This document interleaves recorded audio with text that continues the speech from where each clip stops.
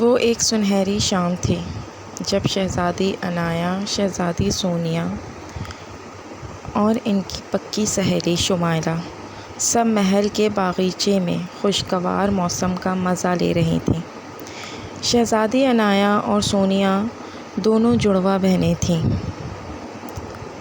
بچپن سے ہی ان کی دوستی ایک اچھے گھرانے کی لڑکی شمائلہ سے تھی۔ یہ تینوں ایک دوسرے سے بے حد پیار کرتیں اور ہمیشہ ساتھ ساتھ رہتی تھیں۔ اس شام وہ سب باغیچے میں بیٹھی مختلف موضوعات پر باتیں کر رہی تھیں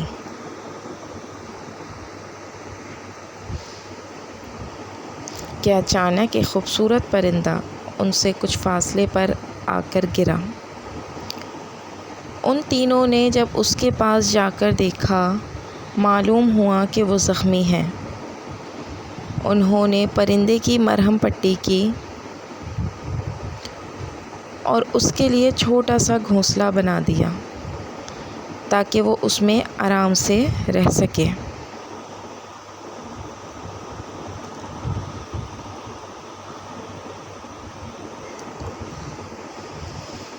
پرندہ آہستہ آہستہ ٹھیک ہو گیا۔ وہ سب بہت خوش تھیں۔ انہوں نے پرندے کے سر پر نرمی سے باری باری ہاتھ پھیرا تو وہ اچانک ایک خوبصورت پری کی شکل میں بدل گیا۔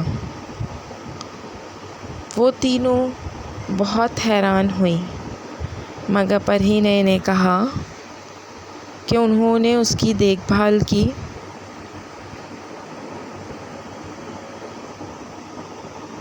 جس کے بدلے وہ ان کو تحفہ دینا چاہتی ہیں۔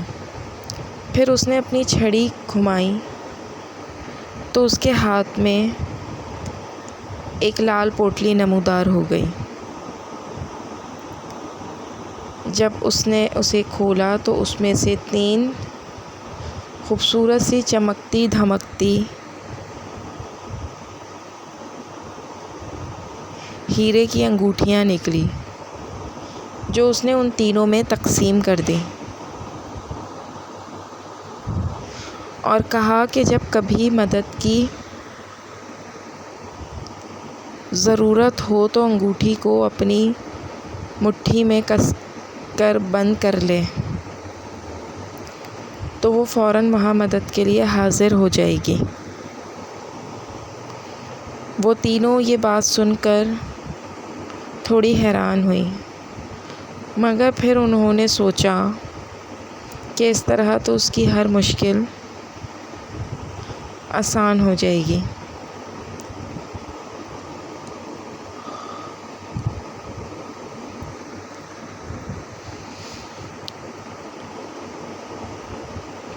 تو انہوں نے پری کا شکریہ ادا کیا اور محل میں چلی گئیں۔ دن یوں ہی گزرتے گئے اور تینوں پکی سہیلیاں 21 سال کی ہو گئیں۔ تو ان کے والدین کو ان کو فکر ستانے لگی۔ فکر کیوں نہ ہوتی، کیونکہ ان کے ملک کا رواج کچھ یوں تھا کہ اگر کسی بھی لڑکی کی عمر 21 سال کی عمر تک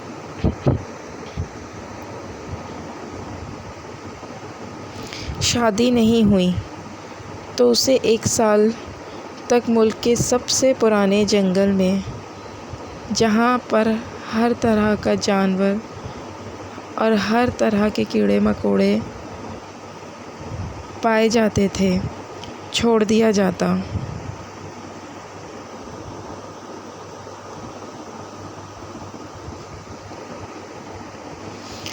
وہاں اپنے گھر کا کوئی سامان بھی نہیں لے جایا جا سکتا تھا۔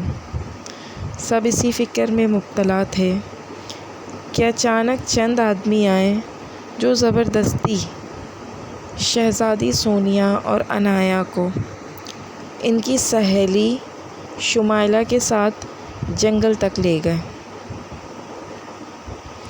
وہ تینوں 3 الگ الگ سمتوں میں جائیں گی اور کوئی نہ کوئی راستہ ڈھونڈیں تاکہ اس جنگل سے باہر نکل سکیں۔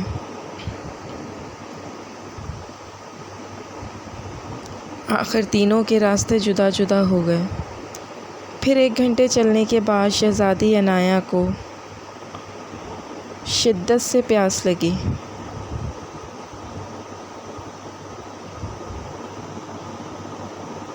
اس نے سوچا کہ اب اس میں پانی کہاں ڈھونڈے گی۔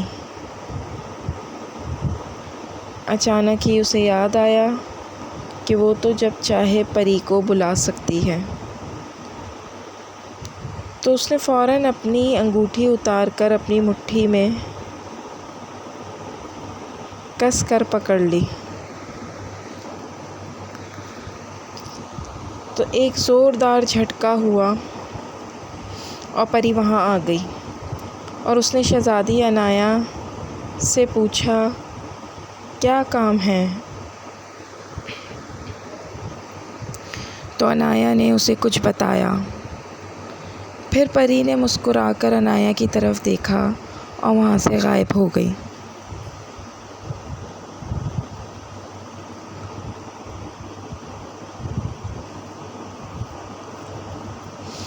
شہزادی سونیا ایک پیڑ کے پاس آ کر رکی ہی تھی کہ اچانک کسی نے اس کے سر پر ہاتھ پھیرا اور وہ بے ہوش ہو گئی۔ ایسا ہی کچھ شمائلہ کے ساتھ ہوا۔ پھر اچانک شمائلہ اور سونیا کی آنکھ کھلی تو انہوں نے دیکھا کہ شہزادی عنایا کھڑی مسکرا رہی تھی، اور وہ لوگ جنگل کے بجائے اپنے محل کے ایک کمرے میں تھیں۔ ان دونوں نے حیرت سے عنایا کی طرف دیکھا تو اس نے بتایا کہ اس نے پری سے کہا تھا کہ وہ ان دونوں کو اس کے پاس لے کر آئے اور پھر انہیں چپکے سے محل کے کسی کونے کے کمرے میں چھوڑ دے جہاں لوگوں کا گزر نہ ہو۔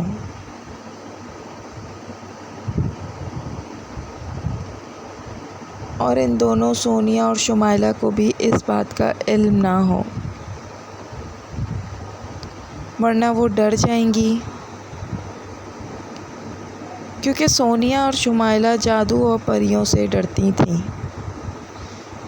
پھر پری مزے مزے کے کھانے لے کر حاضر ہوئی۔